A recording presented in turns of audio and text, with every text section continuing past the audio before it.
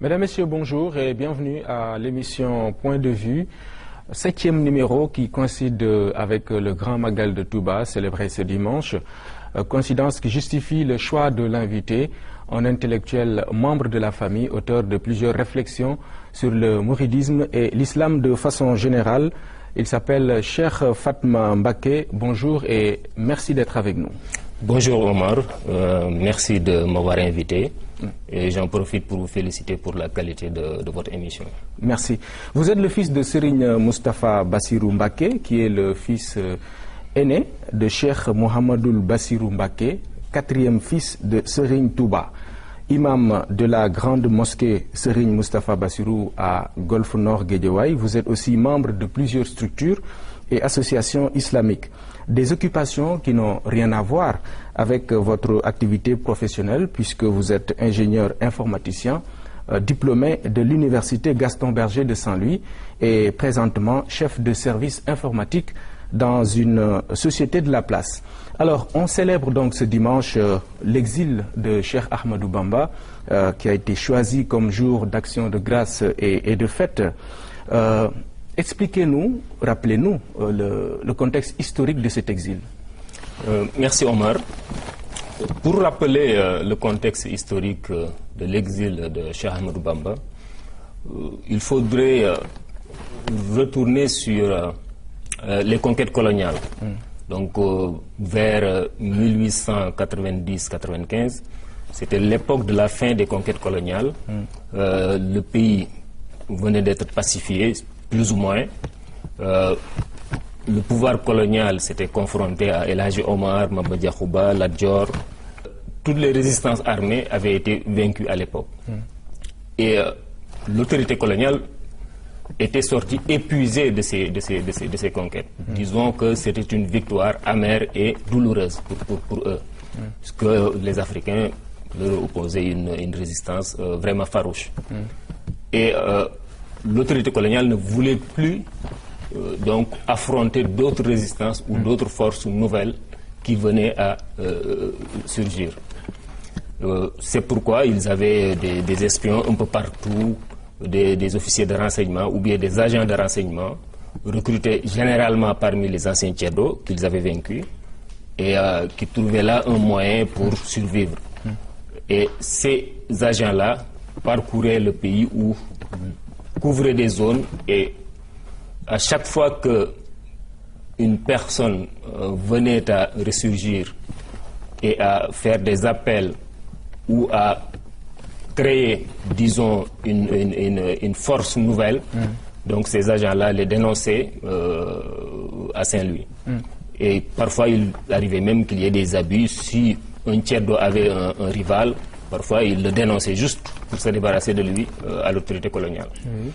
Donc c'est cette époque-là que Cheikh Ahmadou Bamba, qui commençait à être connu, qui commençait à polariser, disons, beaucoup de personnes, y compris les anciens familles princières.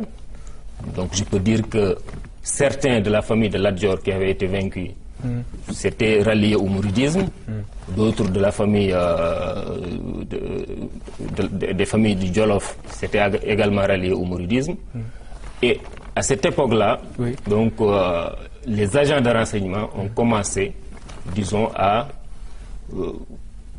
vouloir dénoncer Cheikh Ahmadou Bamba aux autorités coloniales, d'autant plus que le Cheikh les gênait, puisque beaucoup de Tchèdos vivaient de raquettes de la population. Et comme les talibés mourides préféraient donner ce qu'ils avaient volontairement comme adieu à Cheikh Ahmadou Bamba, ces Tchèdos-là ne recevaient plus, même sous la contrainte, les biens de ces populations. Donc ils considéraient le Cheikh comme un rival.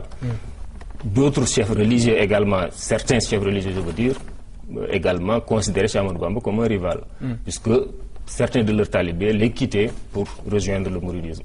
C'est sous ce contexte-là que dénonciation après dénonciation, l'autorité coloniale a commencé à faire un focus sur Cheikh Ahmadou Bamba, pensant que le Cheikh était en train de préparer une guerre sainte, une guerre armée, en s'appuyant sur les anciennes familles princières déchues, et que ces gens-là, qui étaient de la famille de Lat Dior, etc., voulaient prendre leur revanche sur le colonialiste, en poussant également Cheikh Ahmadou Bamba vers la guerre sainte.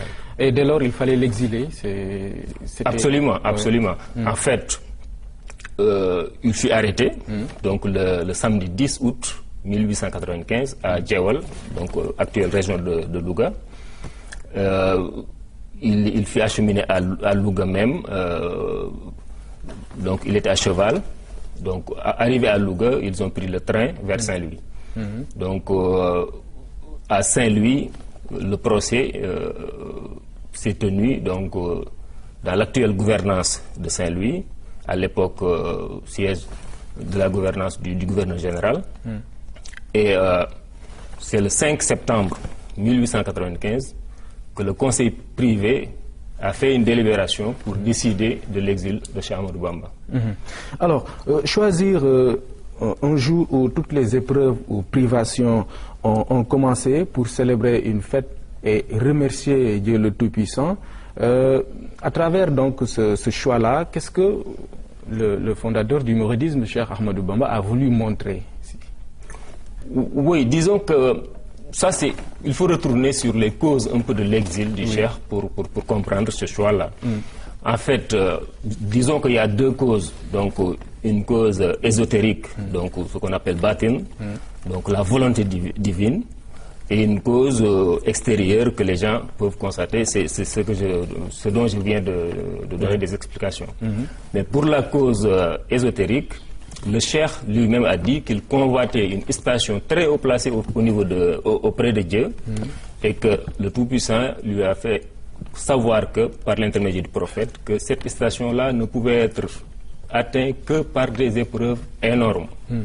C'est pourquoi le Cheikh, ayant accepté de faire face à ces épreuves-là, le Tout-Puissant l'a mis en confrontation avec le pire ennemi de Dieu de l'époque, donc l'autorité coloniale.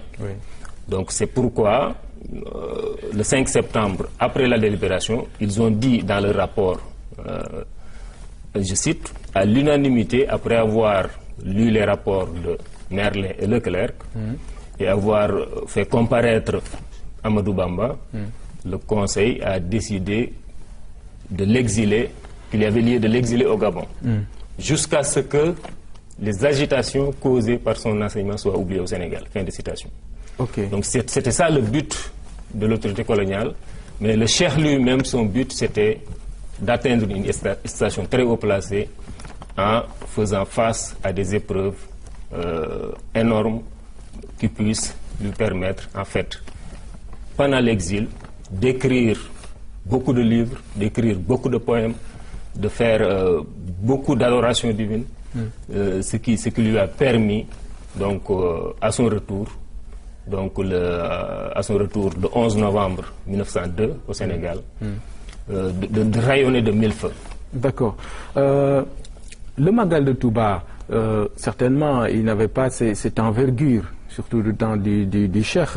L'histoire raconte qu'il était célébré individuellement par chaque talibé lui-même. Alors, comment on est passé de ce niveau-là à la dimension que l'on connaît aujourd'hui? Oui, Omar, permettez-moi de revenir un tout petit peu sur le contexte et l'exil lui-même. Donc, je disais tout à l'heure que l'exil a duré 7 ans, donc de 1895 à 1902. Il y a un fait important qu'il faut qu'on souligne un peu ici, c'est le fait que 3 mois après le départ de Cheikh Ahmadou Bamba, le 21 septembre 1895, à partir de Dakar, il ne savait même pas où il allait. On ne lui avait même pas signifié la destination. Il dit que c'est à Conakry, lors de l'escale de Conakry, qu'un Sénégalais résident à Conakry est venu le saluer sur le bateau en lui disant: on m'a dit qu'on allait vous amener au Gabon, c'est pourquoi je suis venu vous saluer. C'est lui qui lui a appris qu'il allait au Gabon. Et un autre fait important, 3 mois après son départ, son 4e fils est né. Et avant de partir, il avait dit, quand ce fils arrive au monde, donnez-lui le nom de Mohammed al-Bashir, le nom du prophète, Mohammed al-Bashir, qui signifie l'annonciateur de bonnes nouvelles. Quelqu'un qui part faire face à des épreuves, qui part vers l'exil, et qui demande qu'on nomme son fils qui va naître après son départ, qu'on lui donne le nom du prophète Mohammed al-Bashir, l'annonciateur de bonnes nouvelles. Cela veut dire qu'il savait qu'il allait revenir et l'exil était quelque chose qui allait lui rapporter gros. Oui. Donc, ce fils-là, il ne l'a vu que 7 ans après. Donc, il ne l'a jamais rencontré qu'en 1902, quand il est revenu au Sénégal. Donc, ce Mohammed al-Bashir était déjà à l'école coranique, avait déjà fait le Coran jusqu'au niveau de la Khadra Biyallahu, qui signifie dans le Coran Dieu a agréé. Donc, ça, le cheikh lui-même a dit, ça c'est un signe de Dieu qui dit que son exil a été agréé. Bien. Et pour revenir au Magal. Oui, au Magal. Oui, son évolution. Le Magal a commencé en 1921. Donc, Cheikh Abdul Ahad, son 3e calife, nous a renseigné que c'est Cheikh Ahmad Bamba lui-même, en 1921, qui déclara quant au bienfait que Dieu m'a accordé, ma seule reconnaissance ne suffit plus à le couvrir. Par conséquent, j'appelle tous ceux qui se réjouissent de mon bonheur à s'unir à moi dans une reconnaissance éternelle à Dieu chaque fois que l'anniversaire de ce jour le trouve sur terre. Fin de citation. Donc c'est lui-même qui a demandé qu'on célèbre ce jour comme Magal. Et au début, les gens, les talibés, appelaient le Magal Tabaskiwat, donc Tabaski bis. Il leur a demandé de laisser tomber ce nom, puisque ça semblait être de l'innovation blâmable, donc du bida, et a choisi le nom de Magal, qui signifie en Wolof célébrer.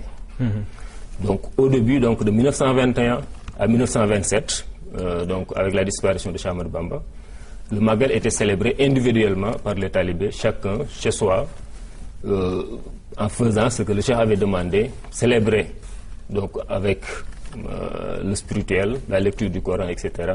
Mais célébrer comme une fête également en immolant de la poule au chameau, chacun selon ses moyens. Oui. Le Magal, donc, aujourd'hui a une dimension internationale, c'est un événement exceptionnel. Aujourd'hui, donc, ça draine beaucoup de monde. Chaque année, il y a une forte affluence à Touba. Ces fidèles, évidemment, ne vont pas en promenade. Cela veut dire que, du moins, il y a une dimension spirituelle qui prend le dessus sur les autres. Alors, ça m'amène à vous poser la question de savoir les recommandations. Qu'est-ce qui est demandé aux fidèles ce jour de Magal? Oui, ce qui est demandé en termes de spiritualité, c'est le Cheikh Ahmadou Bamba lui-même a dit comment on doit célébrer le Magal par l'aspect spirituel, donc la lecture du Coran, la lecture des Khassaïd et toutes sortes d'adorations divines. Mais aussi par le fait de sacrifier donc des animaux pour les besoins de la fête. Donc c'est comme ça qu'on doit, disons, célébrer le Magal. Je dois rappeler que de 1927, date de la disparition de Cheikh Ahmadou Bamba, à 1948, donc en 1945, le premier calife Cheikh Mohamed Moustapha est disparu en 1945, après avoir commencé donc la grande mosquée, etc. Mais lui, il a fait comme Cheikh Ahmadou Bamba, il n'a pas demandé qu'on célèbre le Magal donc, en groupe à Touba. Donc c'est en 1948 que Cheikh Mohamed Fadal, le deuxième calife, a appelé les gens à venir à Touba en masse pour célébrer le Magal. D'abord, il en a profité, donc il profitait du Magal pour remobiliser donc, les fidèles et surtout les appeler à finir donc, le grand projet mouride qui était la grande mosquée de Touba. Donc le Magal lui permettait donc, de remobiliser donc, les énergies mourides pour donc, construire cette mosquée. Et ce qu'on peut retenir aujourd'hui sur le plan spirituel du Magal, c'est que c'est un jour où les gens doivent lire beaucoup le Coran, avant, pendant et après le Magal. Et d'ailleurs, Cheikh Salihou Mbacké donc a demandé toujours que les gens puissent lire le Coran 3 fois ou le faire lire avant de venir au Magal. Et pendant le Magal également, il demandait que la lecture du Coran soit généralisée. Donc cet aspect spirituel est essentiel. C'est l'objectif premier. C'est l'objectif premier du Magal. Donc la lecture du Coran, le retour à Dieu, donc l'introspection. Donc les fidèles doivent, lors du Magal, se poser des questions sur leur spiritualité, sur le fait que est-ce que réellement ils sont dans la bonne voie, est-ce que ils doivent redoubler d'efforts dans l'œuvre à l'islam. Et je peux dire que beaucoup de jeunes quittent le Magal complètement transformés sur le plan spirituel. Ils fréquentent plus les mosquées, beaucoup plus les mosquées, lisent plus le Coran, etc. et sont devenus meilleurs. Le Magal sous ce rôle disons, de revivification en fait de la foi islamique des fidèles. Oui, et il y a d'autres aspects qui accompagnent ce volet spirituel, c'est l'aspect festif. On le sait, c'est un moment également qui permet aux fidèles qui viennent de bien manger. On appelle communément ces repas copiés qui sont servis le berndel. Et il y a aussi cette dimension culturelle, parce qu'on le sait, depuis quelques années, il y a des forums, des panels qui sont organisés pour sensibiliser les fidèles. Ça aussi, ce sont des recommandations qui sont venues avec le temps.